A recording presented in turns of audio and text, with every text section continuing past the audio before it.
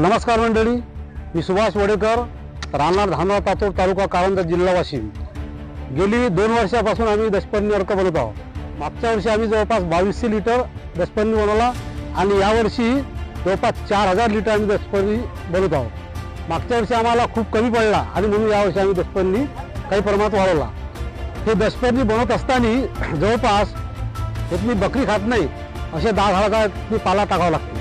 त्याचबरोबर शेण, गोमूत्र, मिरचीचा ठेचा, लसण पेस्ट असे यामध्ये टाकायचं आहे। तर गोमूत्र काय टाकावं लागते, तर गोमूत्रामध्ये 23 प्रकारचे घटक आहेत। नत्र, स्फुरद, पालास, गंधक, कॅल्शियम, जस्त, तांबे, बोरान, कोबाल्ट, मॅरीबिल्डम असे वगैरे वगैरे अनेक प्रकारचे घटक आहेत।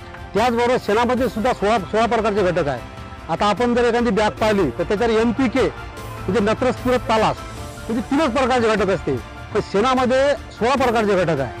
त्याचबरोबर हे जे पाला म्हणतो आपण, या पाल्याचं महत्त्व काय, या पाल्यामध्ये कसं आहे की ॲझाडिरेक्टिन नावाचा एक घटक आहे। ॲझाडिरेक्टिन, ॲसालिन, आर्बिरिथिलिन या पद्धतीचे याच्यामध्ये घटक आहे। त्याच्यामुळे जे याच्यापासून जे फायदे आहे, जे आपली मित्रकीड आहे, ही मित्रकीड आपल्याला कोणत्या प्रकारचे म्हणजे साईड इफेक्ट होत नाही। आणि जे जे रस शोषण करणारे किडे आहे, मावा, तुडतुडे, फुलकिडे याच्यासारखे याची भूक मंदावते आणि ते झाड कमी पडून जाते।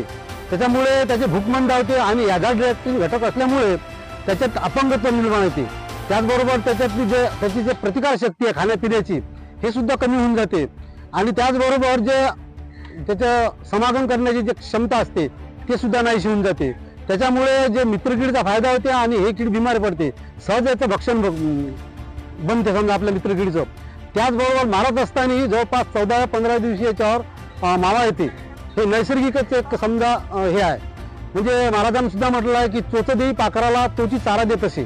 म्हणजे सुरुवात म्हणजे पहिले खाण्याची होते, म्हणजे चारा तयार होते आणि नंतर तो कीड येत असते।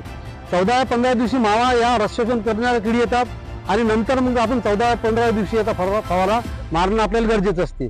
त्याचबरोबर तिथून आणखी 10व्या दिवसानं पतुंगा म्हणजे हे 15 ते 10-25 दिवस आणि आणखीन 35 दिवस या पद्धतीने आपण जर फवारे मारत राहिलो तर कोणत्याही प्रकारची कीड आपल्या शेतामध्ये येणार नाही त्या उग्रवासामुळे। आणि आपण आपल्या शेतात दशपर्णी मारली तर सहजच त्या उग्रवासामुळे ती जी कीड आहे ती समोरच्या शेतामध्ये जाईल आणि तिथे सुद्धा अंडे टाकतील ते। असे या दशपर्णीचे फायदे आहेत।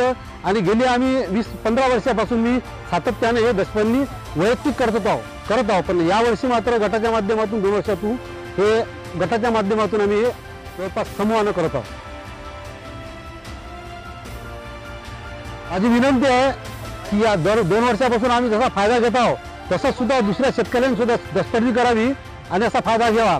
आणि विशेष म्हणजे माझी सूचना अशी राहील की या विभागातील कोणत्याही शेतकरी जर आमच्या इकडे आला तर त्या शेतकऱ्याला मी 5 लिटर दशपर्णी फ्रीमध्ये आम्ही देणार आहोत। हाडामासा शेतकरी असतील कृपया त्यांनी आमच्याकडून दशपर्णी घेऊन जावी अशी आमची कळकळीची विनंती आहे।